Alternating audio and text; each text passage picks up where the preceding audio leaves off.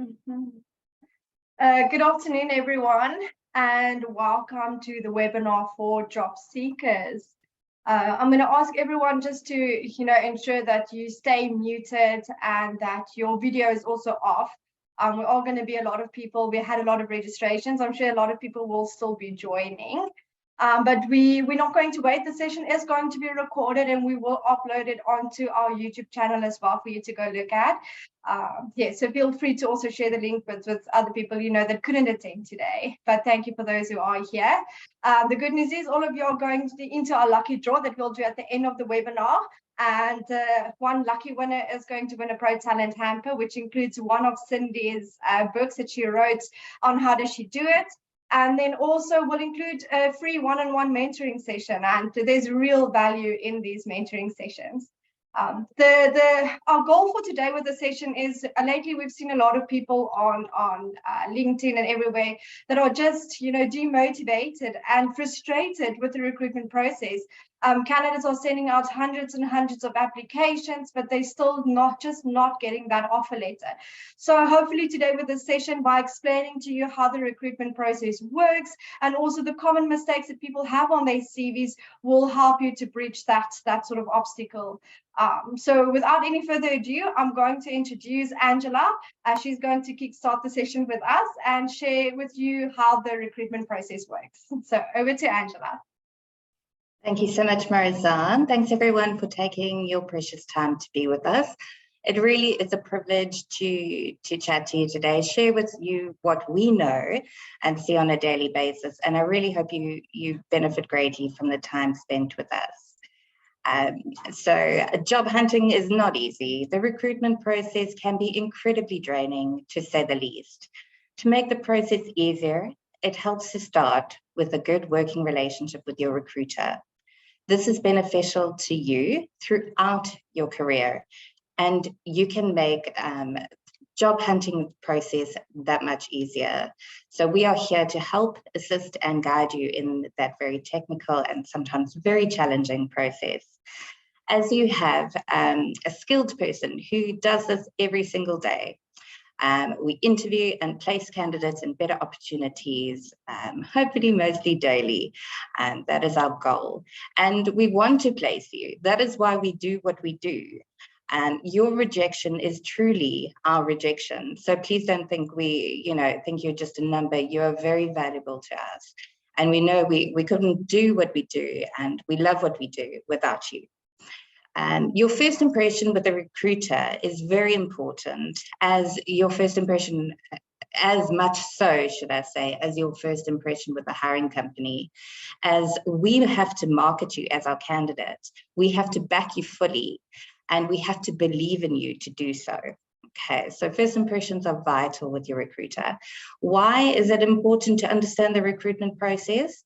Because it can be frustrating, it can be daunting, and if you have different expectations, it can be incredibly frustrating. So it's important to understand timeframes and how things work on the back end.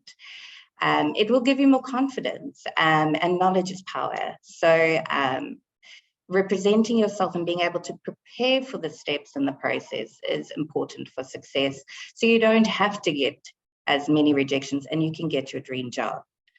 If it can truly be daunting, we do understand, and support and assistance really does help, and that is what we try our very best to do as recruiters. So what is the process? Okay, the first step, as you all know, is to apply. So you've got to find jobs that are suitable to your skill set. Check out PNet, Indeed, Career24, and LinkedIn are my favorite, but there are many, many more that I could go on and on and on. But you'll also get to know where your industry advertises the roles specific to your skill set. So once you've submitted your CV and found a job that you're actually interested in, the next step is to respond. Okay, so we are going to contact you, and we are going to need your response, and you need to answer calls, answer emails, be prepared to take calls at any time. So if you don't know a number, it's probably us, but be responsive, because unfortunately you can miss out on opportunities because of a lack of response. There are some candidates that are very quick off the mark, and they obviously will be seen to, interviewed, and sent to our clients quicker than if you were more passive. And that is just the honest truth. It also shows your commitment to the process and your interest in your application if you are responsive. It says that the best way to make a great impression is to be committed, be respectful to your recruiter, because we need to vouch for you. We need to have full confidence in your ability, your personality, because unfortunately our reputation is also at stake. And we do want to see the best in you. We're not looking, yes, we have to look for red flags, etc., but we are looking for what you're great at. You will then need to submit documents once we've contacted you initially. These documents are normally a CV in Word. We ask for it in Word, not because we want to do anything funky with your documents, but because our system works with Word better and reads it better, so we can store your details, which is great, because even if you're not successful with this position, we can still retain your details and contact you a year, 2 years, or even 3 years afterwards to consider you for other roles. So it keeps you in the game. It also helps with being able to, apologize, I had something come through. So yeah, PDF, also remember that if we receive your CV in a PDF and you don't want to change it to Word, which I've had a few people say, why do you need it in Word? It is as easy as using I Love PDF to transfer it onto a Word document. So please don't stress. We also do not send your CV to the client, so you don't have to worry about that. We transfer your details onto our platform or our format, okay? So we also ask for details on a form, such as your ID, your full name, whether you have a vehicle, okay, your residential area. Those are the normal questions that are on a form, and most recruiters will have similar questions or forms for you to complete. Another reason we have a form is for consent, to allow us to share your details. That means that we can share your details on a CV with our client, okay? So we can't do that without your permission. This is because of the POPI Act. It is a new act that's come about. It's a new law that's been passed to protect your personal details. It's a good thing because people cannot share your details without your knowledge or consent. Okay, so that is why we get you to sign off and accept and agree. Don't be scared when we ask permission to share your photo, okay? Because what we try to do is personalize the process. You are a person, not a piece of paper, not a name. And what we like to do is add a photo to our CV. So we ask for a professional, not by a professional photographer, just a photo that's head and shoulders, that, you know, not on the weekend, something that's more professional in manner in the photo. So it represents you correctly as a professional person. Okay, so we just want to add it to the CV, as I said. And then also we need permission to share videos. So some companies ask for video introductions, and that is becoming more and more the norm nowadays because of social media, etc. It's just quicker, easier. So if you don't give us permission to share your photo or your video, we cannot do so. Okay. We have to also ask whether you have a criminal record, and you need to be honest about this. Some companies may not mind hiring someone with a record, depending on the reason for them having a record, and other clients will not allow it. And that's purely because of the area they are in, an environment that they work in, that they have strict requirements from a company perspective where they cannot hire people with a criminal record. A lot of my candidates have asked me, how do they know if they have a criminal record? And I can assure you that you will know if you have a record. You have to be booked. You have to have fingerprints taken. And if you haven't gone through that, you do not have a record. We also ask for an ITC check. Okay, and the ITC check it's after COVID, it's not such a big thing, but it's still something we need to be aware of. And this again, very much be honest, be transparent, because some companies can, sorry, Gail, some companies can hire people with ITC issues. Other people cannot, because, for example, if you're in the financial sector, you're giving advice as a broker, etc., financial advisor, you cannot have a record, an ITC record, should I say. So just be honest about it, because then the client can make an informed decision and it doesn't get ugly thereafter. Because it will come up anyway. If you get an offer, they normally do an ITC and a criminal check as a basis before they send the offer. Okay, so if you're under debt review, defaults, just give us a reason. We're not judging you. I think we've all been there with the COVID, etc. We've all been retrenched and had hard times. So we're not judging you. We just need this information to make the client aware. Okay. And also disclose if you've been called by collectors, as this will show on a pre-employment check. Okay, honesty is always the best policy in this regard.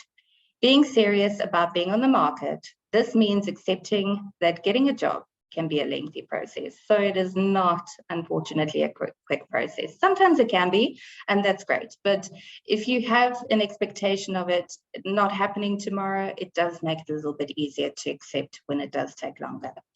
All communication between yourselves and ourselves, it is recorded, is noted. So be as professional as possible when you take calls and in all written communication. This can severely affect the impression we get of you. Remember, we are looking for professionalism. How many of you have experienced a counter offer from your existing employer? Hit like if you have. See if there's anyone that has. Okay, I'm going to presume nobody has had a counter offer. So what is a counter offer? It's happening more and more prevalently post-COVID, because your existing employer wants to retain you as a good staff member. So what they do is when you come to them and resign, they will actually say, sorry, we're not accepting it. We want to counter offer. We want to offer you more money so you can stay. Okay. And it's not the best to stay for many reasons, but we're not going to get into that now. But I can tell you, it is very frustrating for a recruiter and a hiring company should you go through zillions of interviews and assessments only to turn down their offer because of a counter offer. Make sure you are moving for the right reasons. Salary is not always the best reason to move. I know that sounds funny, but it's true. Make sure you know the difference between gross and net salary, as well as understanding your full package. That is why we ask for your payslip. When we're asking for this, the reason for it is to understand your full package. We don't want to, if you don't have benefits at the moment, and we get you a position in another company that has benefits, it might really affect your take-home pay, because obviously benefits will be worked into your cost to company depending on the company and the offer. But generally, if you don't have benefits and you're getting benefits, your take-home, if it's similar, can be less than what you're on at the moment. So that's a big thing to consider. That is why we ask for pay slips, so we can make sure that you totally understand it, because some pay slips are very, very confusing. And in saying that, you cannot expect, and I really don't want to don't get me wrong, should I say, ask for about 25% increase on your current earnings, unless you've been grossly paid for the many, many years, you've had no increases for a long time, or you've completed a new course or qualification, then it's warranted to get more. But some companies get put off by that, so just take that into consideration. Okay, and that's salary done. And now another thing that's very, very important, be tech savvy, because as I said, we're now on Teams doing a webinar, life is becoming more and more digital, and we just have to accept it. And the best way to do that is to upskill yourself the more cost-effective way, which I would suggest Udemy or similar websites. They offer affordable courses which you can complete to up your tech savviness. So get comfortable with your online interviews, your Zoom interviews, your Microsoft Team interviews, as well as the dreaded video interviews, as more and more companies are asking for this upfront. Get comfortable in the digital space, as it will stand you in very good stead. Remember, they normally do a telephonic or a Teams meeting as the initial interaction with you. And this is your first impression. It is really important to put your best foot forward. So the more comfortable you can get with type of interview process, the better it will be for you in the long run, and the more success you will have in your interviewing and your hunting. Never ever badmouth a current employer. Previous employers. Sorry, Angela, to interrupt you there. Yeah. I'm just asking if you are not muted to please mute yourself, because if you're going to speak at your end, it's going to interrupt the session. So there are some people that are not muted. Sorry, please go. No problem. Okay, so I was saying never badmouth your current employer, your previous employer, when asked for a reason for leaving, as it just paints you in a very poor light. I've had candidates that go for interviews in person where they really want to make them an offer, and the candidate will badmouth the previous employer, and it just leaves a bad taste in the new employer's mouth, because it's not a good reflection on you. Okay, so don't do it. Many clients will conduct a telephonic or Teams, as I said. So you've got to be enthusiastic, and it's really hard to sound enthusiastic. Some of us hate the telephone, some of us hate being on Teams. Just get used to it, prepare accordingly, and make sure that you're comfortable. Even if you have to practice with a friend or a colleague, maybe not a colleague so they don't know you want to go, but a friend or family member would be great, because you know that's ideal to get as comfortable with the online and the video, etc., as you can. Okay, so the next step, some clients do assessments. All right, and I'm sure a few of you on here have experienced having to go through an assessment. It's either a link that gets sent to you, or you actually have to go in to do the assessment. And normally the basic ones used is one that checks if you're a culture fit, so your personality. Then it's also basic maths and English, but that will change as depending on the role that you're applying for. So somebody can't hear. Can everybody hear me? I just want to check that. Can you put a thumbs up if you can hear me? Okay, most people can hear me, so maybe check your volume. Perfect. Okay.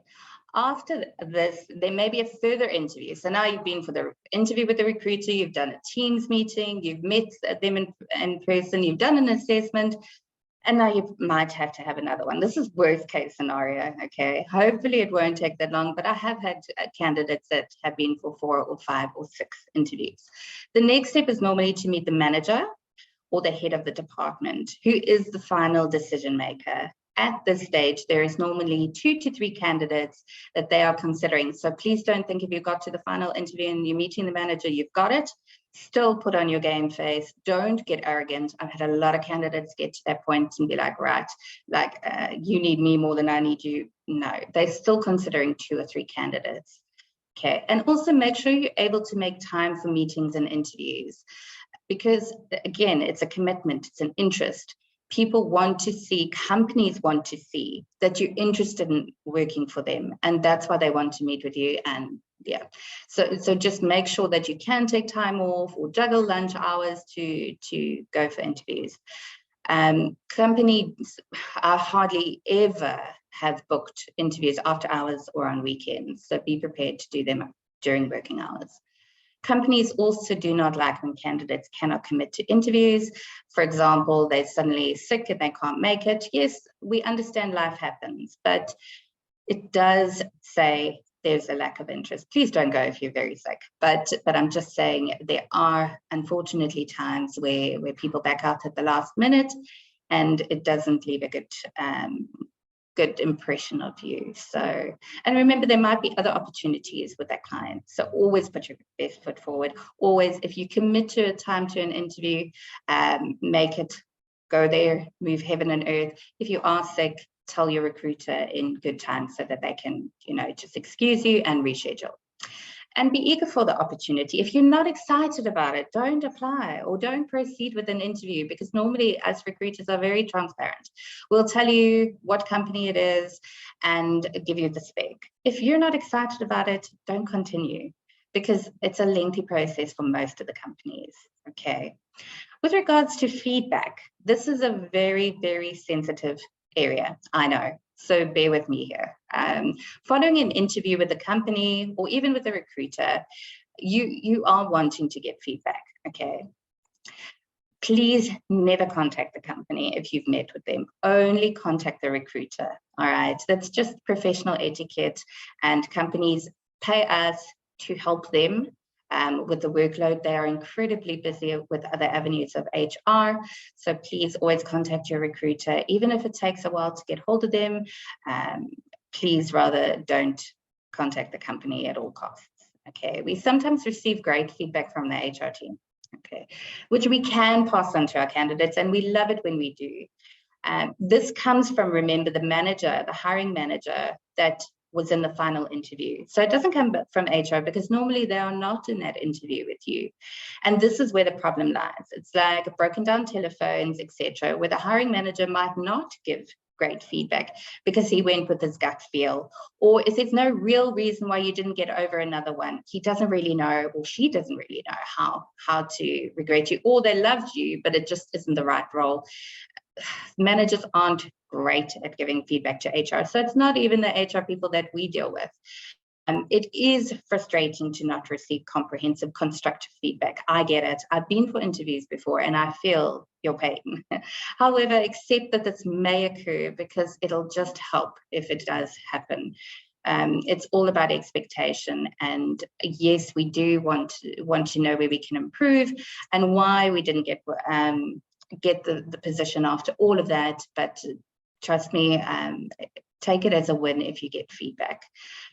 Chemistry and connection is really important in an interview, and that is what the managers are looking for. If they don't feel it, they don't feel it. It's not something you can change. You are who you are, be proud of that. There's nothing wrong with it, but it might not be your fit.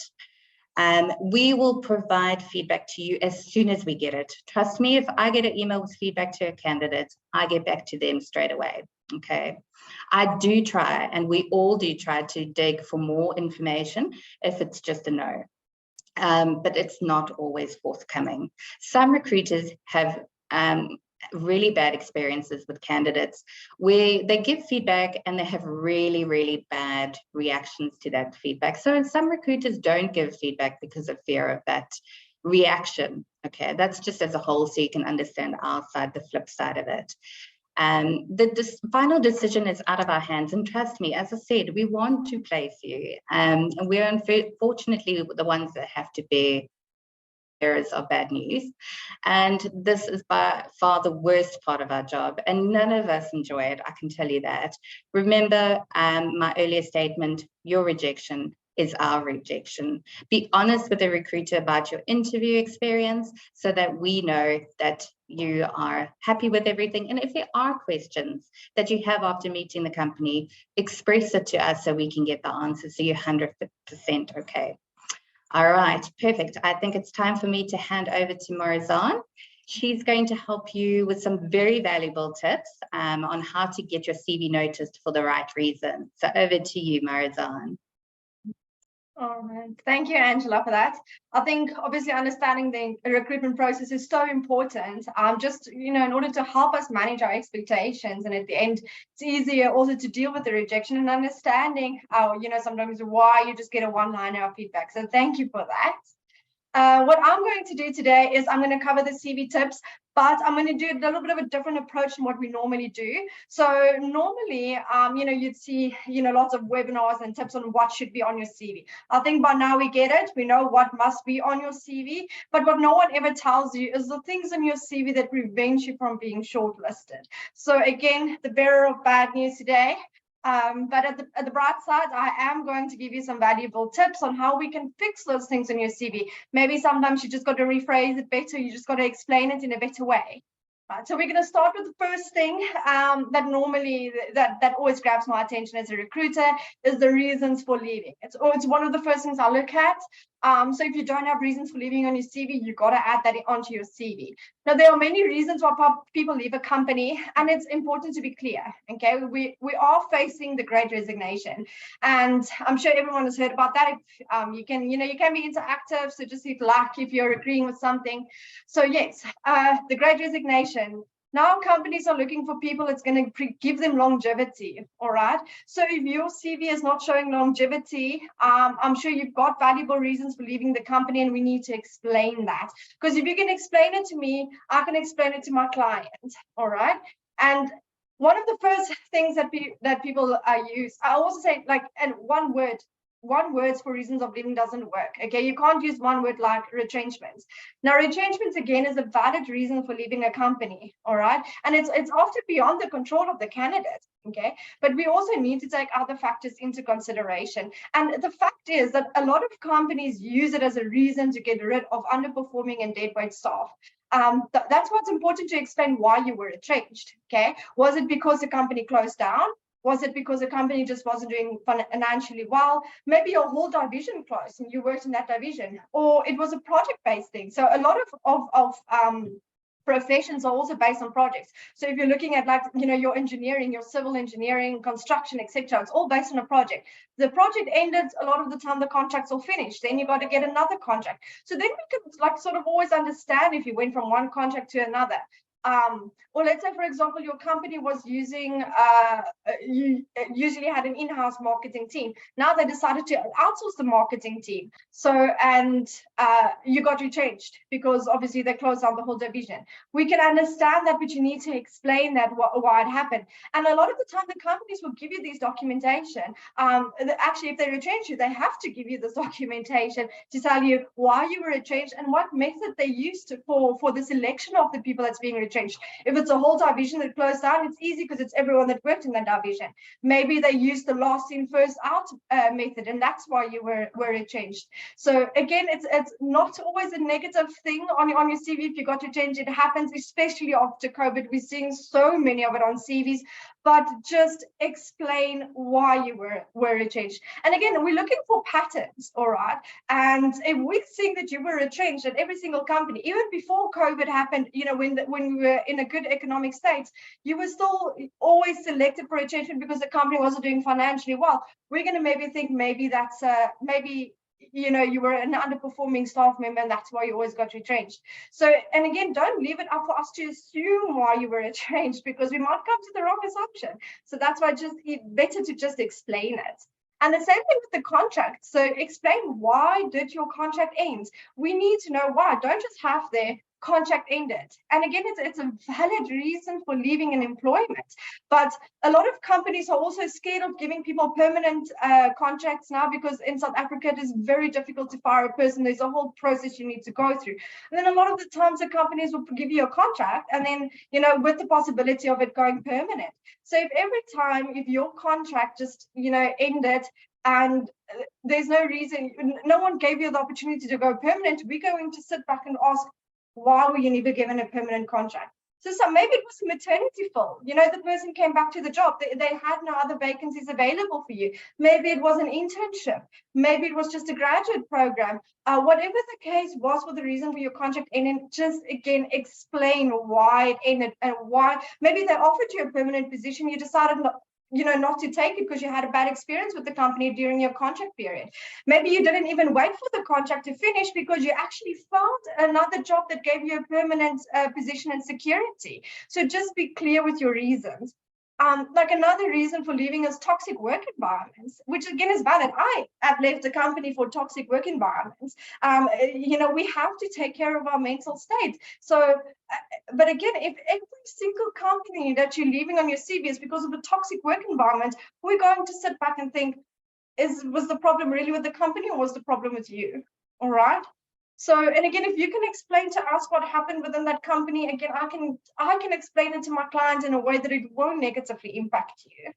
Also, if you left for personal reasons, I know sometimes we don't always want to disclose what happened, but it's better to disclose what happened than to leave that person to come to their own assumption why you had to why you left for personal reasons. And sometimes it is, to continue education, or, you had to take a mental break, you had to care for your children. It is, I promise you, it is all acceptable, but we just need to understand. So, and it all comes down to honesty, and, you need to be honest with your recruiter, and you also need to trust your recruiter with that information. And I promise you, we're very sensitive with that information. We're not going to run around and tell, oh, but did you interviewed this candidate, this and this happened. We don't do that. We don't take our work home. We don't even discuss it with our spouses, because we understand the sensitivity that we are working with. All right. And then another one is the dismissal. And actually one candidate emailed me the question specifically is, how do you handle it when you were unfairly dismissed from your previous employer? And again, it comes down to explaining to your recruiter what happened, why it was an unfair dismissal. If it's an unfair dismissal, then I'm assuming you went to the CCMA and they said it was, an unfair dismissal. You went through arbitration and you sort of like won the case. Then again, you got the documentation to prove, look, this is what happened. I took them to the CCMA. Let's say you didn't take them to the CCMA because you're not a person that likes conflict, and you just, accepted your dismissal, cut your losses, and you're going to focus on your future. Explain what happened. I mean, if you have 3 other good references on your CV, we're not going to dismiss that based on one bad reference from one company where you just maybe didn't gel with the manager. And so, sometimes it's the management itself, like sometimes they themselves can be toxic, or they just don't have a liking in you and they're going to try and work you out the company just because of a personality clash. Who knows? Or maybe they wanted a friend to get the position and now their friend didn't get the position, you got the job, and they're going to take it out on you. So there's a lot of reasons why it happened, but you just got to be able to explain it.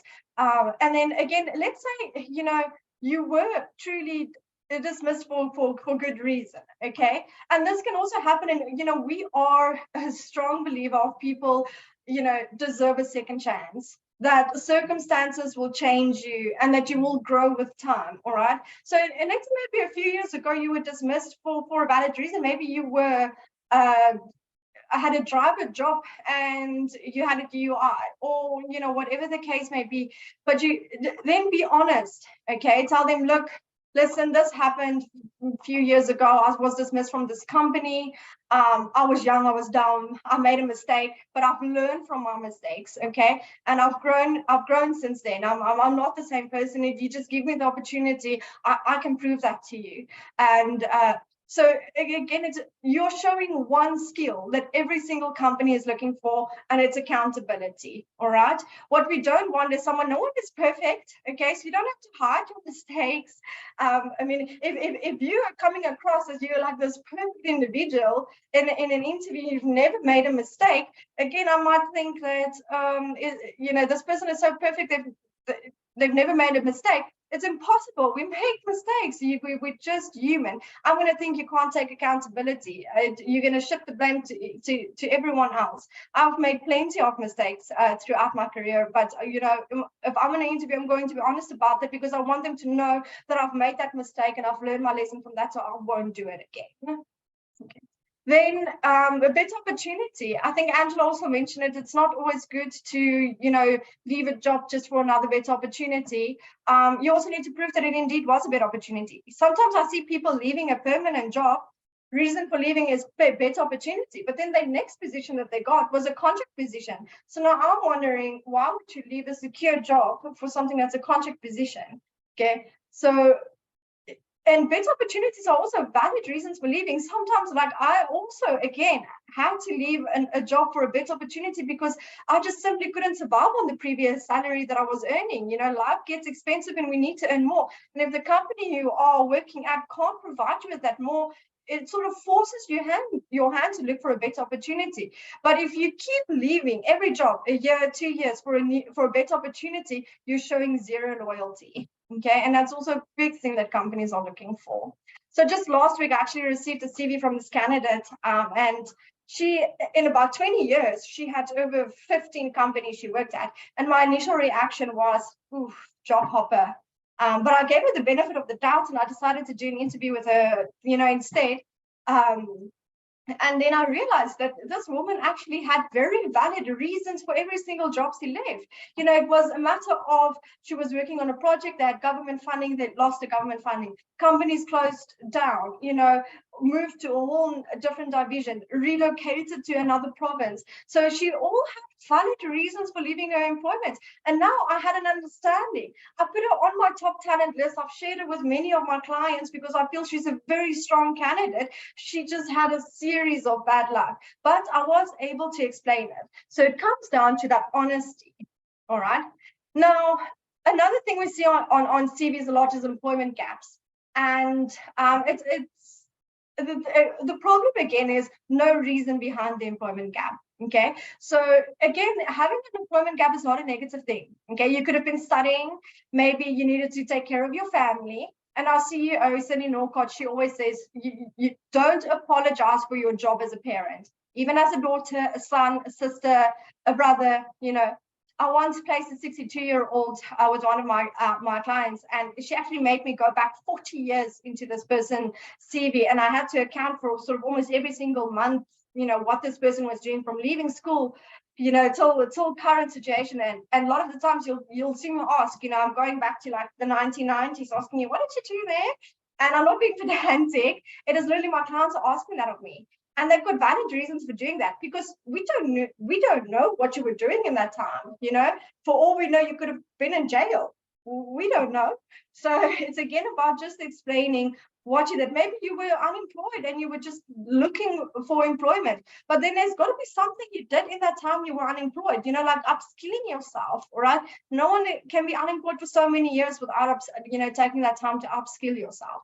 So, and that also brings me to my next point, which again we see on CVs, well, what we don't see on CVs is a lack of personal development and achievements on your CV. And the reason why I use the word personal development is because you don't need money for this, okay? We are so privileged with Google to our advantage. There are thousands of free courses and things that you can do to upskill yourself. We have access to millions of books, all right? So, so many times I hear my candidates go, no, I could not go and study because my parents couldn't afford it, or I never had the funds. And I promise you, it really makes me want to cringe because there are so many ways to skin a cat. I mean, you have no idea how good it will look on your CV if you listed all the books that you read to upskill yourself. Be like, I couldn't study marketing, but I've got a passion for marketing, so I read these and these and these books. And be honest about it. Don't just put books on your CV because the person who's interviewing you might have read those books and ask you about it, and then you got to know what you're talking about. Right. Then another common mistake is not understanding achievements, okay? Achievements is not always a certificate or something that you can show for that. It is maybe just something significant that you have done in a company that's worth mentioning. For example, if you were in sales, maybe you doubled your sales targets. That's an achievement. You maybe did not get a physical award for that, but it's still an achievement. If you are a graduate and you haven't worked yet, so you couldn't have done something significant in a company, maybe there was something significant you did in school. Maybe you started some project or some initiative, or was involved in a fundraiser and you managed to raise the most funds. So just go sit back and really think about something that you did that you really are proud of, okay? And I promise you, we all have something that we're proud of. We're not looking for average people, we're looking for exceptional people. So just go sit and think what makes you exceptional and make sure that is on your CV. Okay, and I'm also going to tell you little secrets about, how we recruit. So we receive thousands of applications, okay, and it is humanly impossible for us to go through every single application. We can't read through every CV. There's simply just not enough time in the day. Even though we wish we could, we can't. So what we'll do is we'll group all the applications, and then we'll run a search function through it. So let's say, for example, I'm looking for someone with pastel experience. My client wants a person to be knowledgeable with pastel. Then I will search pastel through the applications that I received. And if you didn't list on your CV that you got pastel experience, I'm not going to pick up your CV.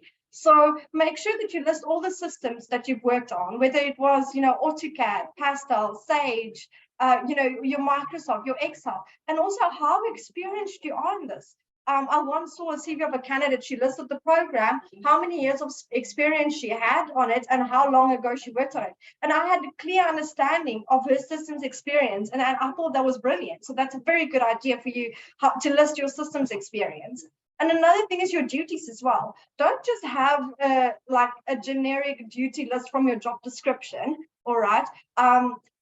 Be specific, okay? Go sit and think, what did you actually do? So many times, and I mean, how many of you guys have worked in the job, but then you end up doing so many other stuff that wasn't initially in your job description?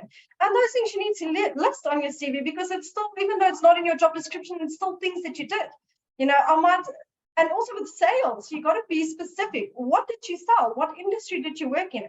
I might look for someone with experience in selling doors. And you maybe work for a door company and you were selling doors. Now, if your CV doesn't have the word door on to say, actually, I sold doors, I'm not going to pick your CV up because I'm searching for doors. So just a little tip to make sure that, you are elaborative enough on your CV. We don't want essays, simple bullet point forms, okay, easy to read, but make sure you list everything on there. And then the last thing I'm touching on is a CV photo. Angela also mentioned that. Again, a photo helps you to connect with the recruiter even before you met the person. Okay, so we can put a face to a name, and a lot of us remember faces and not names. Some people are the other way around. But make sure you put just a small, it doesn't have to be a full page photo, just a small photo in the corner of your CV. And when we say professional, we don't mean go hire a photographer and a stylist and get a whole professional thing done. What we really want is just like a head and shoulders, a plain head and shoulders photo with a plain background, and maybe put a little smile on it. Not a creepy smile, just a little friendly smile. I actually had one CV that I submitted, and I interviewed this guy, and I was trying to get a smiling photo out of him, but it's like this guy just couldn't smile on the photos. But I sent his CV to the client anyway, and the client got back to me. It's like, this guy looks very grumpy. He doesn't know. And I told him, you know what, this guy's actually very super, super nice. It's one of the nicest guys you'll ever meet. And at least the client trusted my judgment, and he decided to interview the candidate still. And the candidate has been working there. He got the job. So he's been working there almost a year now. So if I didn't have that relationship with my client and motivated it, his photo alone could have made him not get the job. So just make sure that your photo looks friendly and professional. Okay. That is about it for the CV tips. I'm going to give over to Angela again. She's going to talk to you a little bit more about the rejection. But hopefully with all these tips, your rejections will be less. Thanks, Marizaan. So job hunting is a marathon, not a sprint. You cannot please everyone, and you cannot get every job you apply for. Casta Semenya said it very well. She said, I do not expect everyone to like me. I am not money. Not everyone is going to like you, and that is okay. You're not money. Apply for the job, and what's the worst thing can say? No, you haven't lost anything. Walt Disney was fired at Kansas City Star because he lacked imagination. Oprah Winfrey was declared unfit for television. Can you believe it? J.K. Rowling's most famous work, Harry Potter, was rejected by 12 publishers. Okay, so rejection is a part of life, and it's something that we have to get used to. I know, easier said than done. Having realistic expectations regarding the recruitment process will help you manage your rejection a little bit better. Having the understanding that there are hundreds of candidates or more applying for one job, and unfortunately, only one position exists and only one person can be hired for that position. Okay, so that if it's 100 people, 99 people got rejected. Okay, we all subconsciously have expectations, and sometimes we see ads where we feel we would be the perfect candidate. As we meet all the requirements of the ad, you get super excited about it, and now you're invested in it emotionally. But realistically, you may not get it. But if you don't try, you 100% won't get, if you don't try, you won't get the opportunity 100%. I have lots of clients who require a degree, and I still get CVs where people have diplomas, and unfortunately, I cannot consider them. There is nothing we as recruiters can do to change this rule. It would be a waste of time to proceed with your application, and that's your time we're wasting as well. If you don't meet the main requirements of the job ad, please don't apply. Or should I say, don't apply, but realize that it's a long shot, okay? And if you get an interview and get an opportunity to present yourself and your personality, even though you don't meet the skills requirements, be aware that it might not happen. So again, expectations. Try not to take rejection personally. Again, I know, easier said than done. It is not an indication of your worth as a person. I have found from my experience that no's are a redirection, which have brought me to better opportunities, which I would not have had otherwise. The right opportunities will come to you at the right time. I have been rejected so many times, and for recruitment jobs years ago, because I had no industry experience. But I knew I wanted to be a recruiter. I know, crazy. And I decided to quit my corporate job after being rejected many times by recruiters. I was in the insurance industry. I was a broker consultant, etc. And I just couldn't crack it into recruitment. And I found a mentor after leaving my job, opened up my own recruitment agency. I am not suggesting you do this, please don't. And I did that successfully, luckily successfully for 4 years before joining an agency. And luckily, the first job I applied to, I got. So it just shows you where there's a will, there's a way, and don't take rejection as it is. Do not view rejection as failure. It is not. It is, as I said, redirection. Something much better is coming. Try not to overwhelm yourself and apply for so many jobs that there are lots of rejections. And also, as hard as it is, try and be professional in the way you handle rejection. Again, I know easier said than done. When you get 5, 6, 7 rejections and you really are over it, the way you handle the situation speaks volumes about your character. Thank the client or recruiter for their feedback. You never know when a new opportunity will become available in the future, and a bad attitude or a knee-jerk response could jeopardize you being considered. If you receive detailed information regarding the reason for your rejection, work on those areas if possible, and work on your resilience. This will help you to be more successful in life as a whole. Having confidence in your own ability is priceless, and it is something you can hear and feel in someone. Do not leave a secure job ever. Don't do what I did, because it just puts additional stress for you to find a new job, and that will affect the way you are perceived. Okay, desperation will break your confidence, that's for sure. So many of my lovely candidates say to me on rejection that this was the greatest learning experience, and they are better equipped to pursue the next opportunity with more confidence and know-how. This is an attitude which will take you far in life. Try as best you can to keep the emotion out of the process. It isn't personal, and companies need to look at skills, culture fit, etc., to ensure that the hire that they make will stay for the long term. And also take it the least amount of time to train, which is purely financial and good business practice. If you let rejection get you down, you could miss out on an amazing opportunity. And Marizaan, can we go over to motivation if we don't have time for the click? So I hope that helped you to deal with rejection a little bit better. I'm going to hand over to Marizaan. Hi, Angela. No, I think you covered it quite well there. I would like to play the clip because I think it is so nice. It's a 4-minute clip, and then after that we can open the floor for some questions, and we can also proceed to the lucky draw. So I'm going to share the screen, and yeah, then we will. After that, we'll be done. Let's go here. I'm so grateful to have you as a part of my success, but I want to share with you a bit of my failures.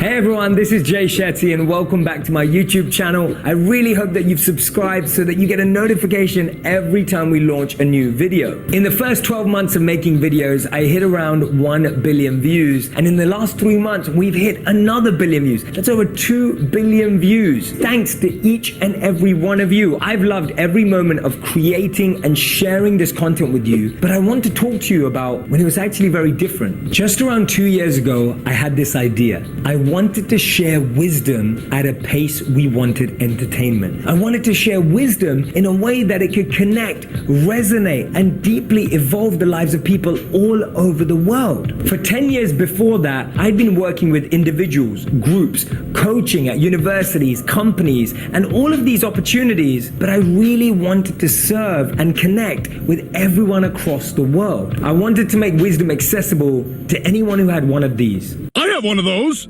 So I was excited, I had the energy, the enthusiasm, and I was pitching my idea to every single company that was online. Now remember, this is before I ever made a single video, before any of you knew who I was. Who's this guy? I applied to not 10, not 20, but 30 online media companies, hoping that one of them would like my series idea. I waited a day, I waited 2 days, I waited a week.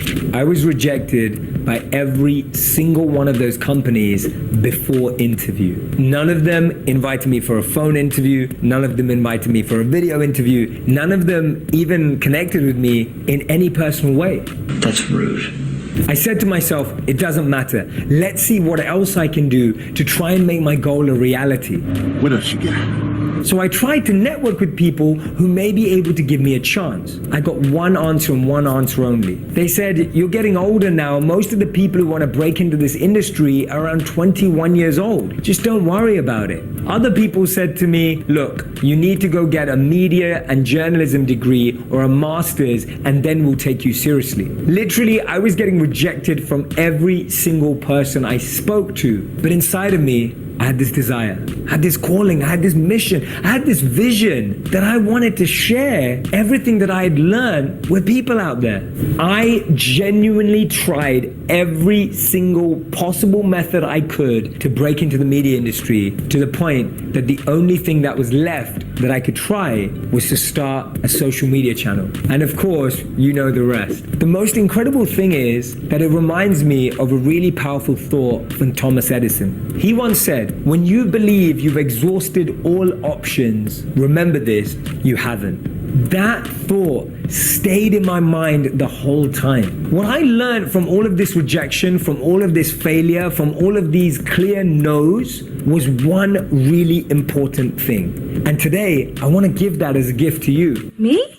If you have a dream, you have an idea, you have a vision, we have to take the responsibility to prove our worth before we expect anyone to value our talent. When I started crafting and creating my own videos, teaching myself how to edit, learning how to produce, understanding the mechanics of social media, when I started putting my energy into that space, that's when people started to take notice. That's when people started to listen. That's when things started to happen.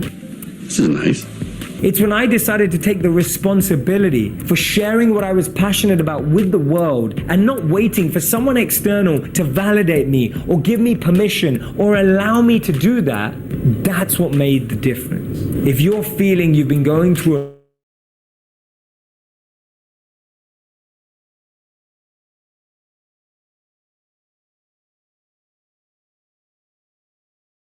every single door? And number 3, are you working hard on investing in your expertise and passion so that you really have something impactful to offer?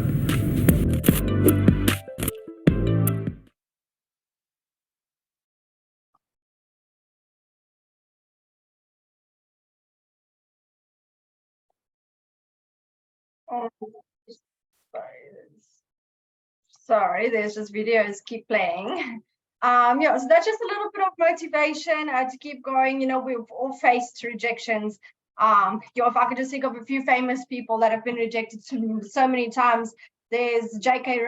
Rowling, Harry Potter. She was rejected by 12 publishers. Colin Sanders from KFC, he only scored his success at the age of 62. So, I mean, a lot of people have faced so many rejections, but it's just about taking that rejection in your stride and keeping going. I've searched here some questions that some people have given me. So you're all more than welcome. If you've got a question, send it in the chat group. One of the things somebody asked me on email was any suggestions on how they can find suitable companies looking to hire more senior and more experienced roles. Again, that is about knowing your market. Okay, so if you are in a senior position, you should know your market already. So you must know which top companies are out there and go to those top companies, because I promise you, they're the ones that's going to be hiring on your senior level. So just know your market, search those companies, send your CV directly to their HR or to their managers. If you can, go on to LinkedIn, see if you can find these people, even the people that you were supposed to report into. And send your CV directly through to that person on LinkedIn. Now you can, if you search the company on LinkedIn and you go to people, you're going to find all the people that's actually working in that company as well. So it's a very great platform to use. And also then just search for those kind of jobs on PNet and LinkedIn. That's particularly where they will advertise those senior kind of level jobs. You won't necessarily find those on Indeed or Gumtree. It will be your PNet and LinkedIn ads. All right. And then let me just see if there's any other questions. Are Allison courses valid to be included on your CV?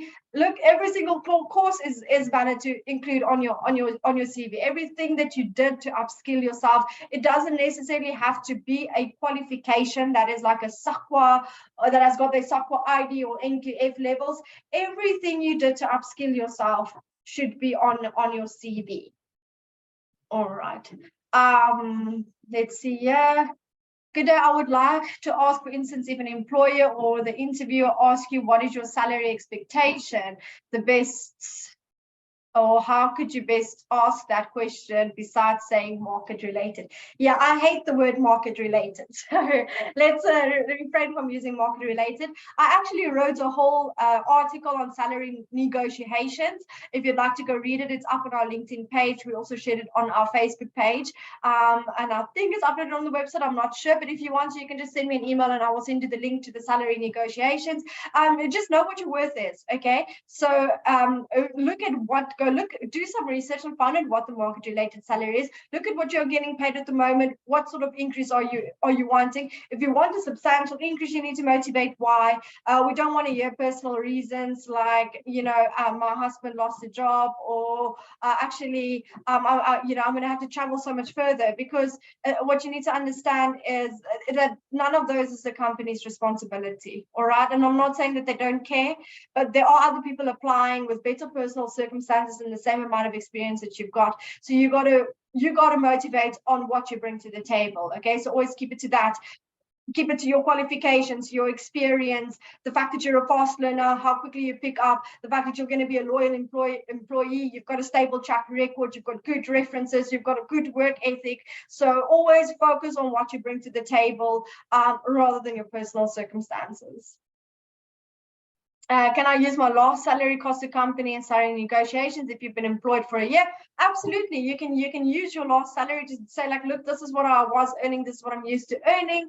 And also that's what I'm worth. Again, go back to that's what I'm worth. As a matter of fact, I know I'm actually worth more than that. And I would like to take into account that maybe a year has gone past and I missed a salary increase. So you can even increase it a little bit, but you've got to motivate why you are worth that salary.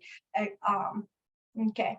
Is there a free online pastel course, and where can I start looking?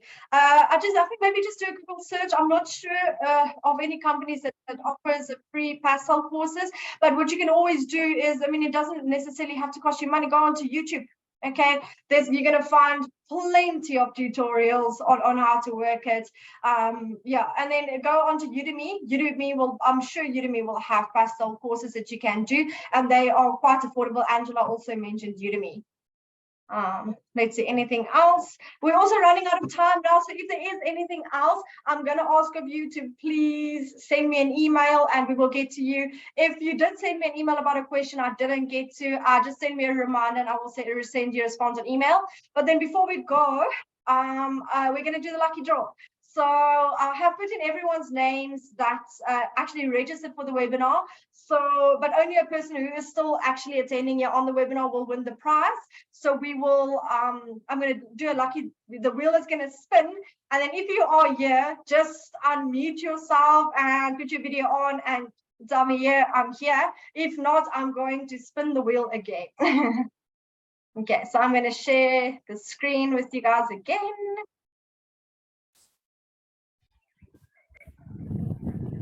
Okay, can you guys all see this, the spin the wheel? Sure. So here we go.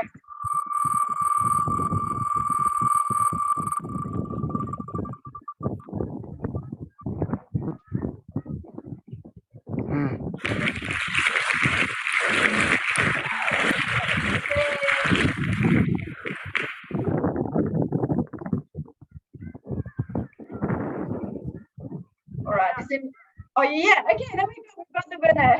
Adesha, I'm going to ask you to just stay online for a while so we can get your address and get all the details to you.